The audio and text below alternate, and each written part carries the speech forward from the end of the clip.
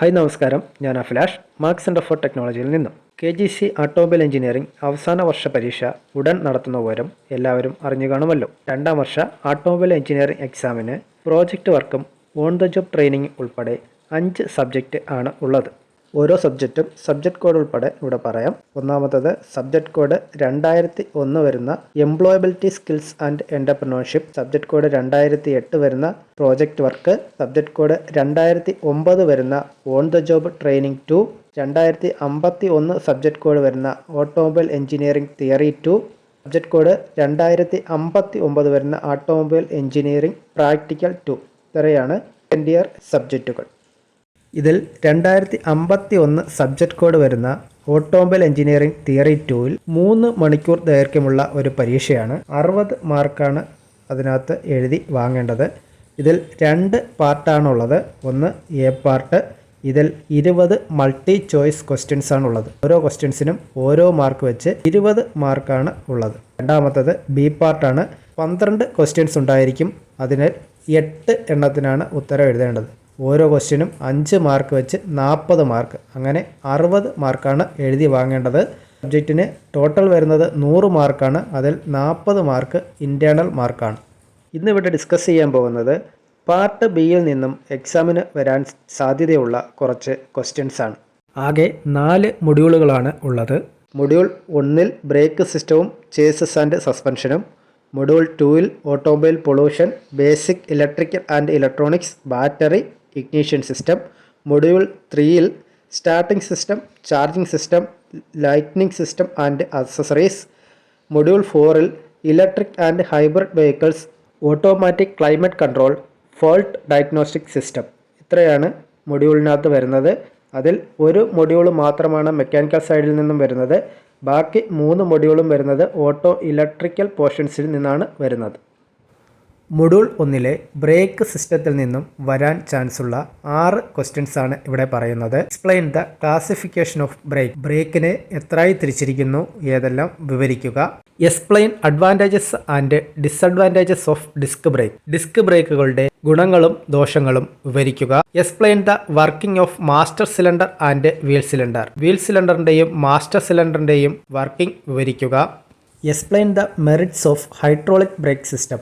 Hydraulic brake സിസ്റ്റത്തിൻ്റെ ഗുണങ്ങൾ വിവരിക്കുക. Explain ABS and its benefit. ABSും അതിൻ്റെ നേട്ടങ്ങളും വിവരിക്കുക. Explain brake fluid. ബ്രേക്ക് ഫ്ലൂയിഡിനെ കുറിച്ച് വിവരിക്കുക. മൊഡ്യൂൾ 1-ൽ തന്നെ ചേസസ് ആൻഡ് സസ്പെൻഷനിൽ നിന്നും വരാൻ സാധ്യതയുള്ള 4 ക്വസ്റ്റ്യൻസ് ആണ് ഇവിടെ പറയുന്നത്. What are the major components of automobile chassis. Automobile ചേസസിലെ പ്രധാനപ്പെട്ട ഭാഗങ്ങൾ ഏതെല്ലാം വിവരിക്കുക. Explain conventional frame with the help of a neat sketch. ചിത്രത്തിന്റെ സഹായത്താൽ കൺവെൻഷണൽ ഫ്രെയിം വിവരിക്കുക. Draw and explain leaf spring assembly and mark all parts. Leaf spring അസംബ്ലിയുടെ ചിത്രം വരച്ച് ഭാഗങ്ങൾ അടയാളപ്പെടുത്തി വിവരിക്കുക. Explain torsion bar. ടോർഷൻ ബാറിനെ കുറിച്ച് വിവരിക്കുക. മൊഡ്യൂൾ 2-ൽ നിന്നും വരാൻ ചാൻസുള്ള 6 ക്വസ്റ്റ്യൻസ് ആണ് ഇവിടെ പറയുന്നത്. Explain the chemical action takes place when the lead acid battery is charging and write its chemical equation. Lead acid battery charge ചെയ്യുമ്പോൾ നടക്കുന്ന രാസപ്രവർത്തനം കെമിക്കൽ ഇക്വേഷൻ്റെ സഹായത്താൽ വിവരിക്കുക. Explain the working of lithium ion battery. Lithium ion ബാറ്ററിയുടെ പ്രവർത്തനം വിശദീകരിക്കുക. Explain battery coil ignition system. Battery coil ignition system വിശദീകരിക്കുക. Draw and explain CDI system. Capacitor discharge ignition system ചിത്രത്തിൻ്റെ സഹായത്താൽ വിശദീകരിക്കുക. Explain battery testing. Battery testing വിശദീകരിക്കുക.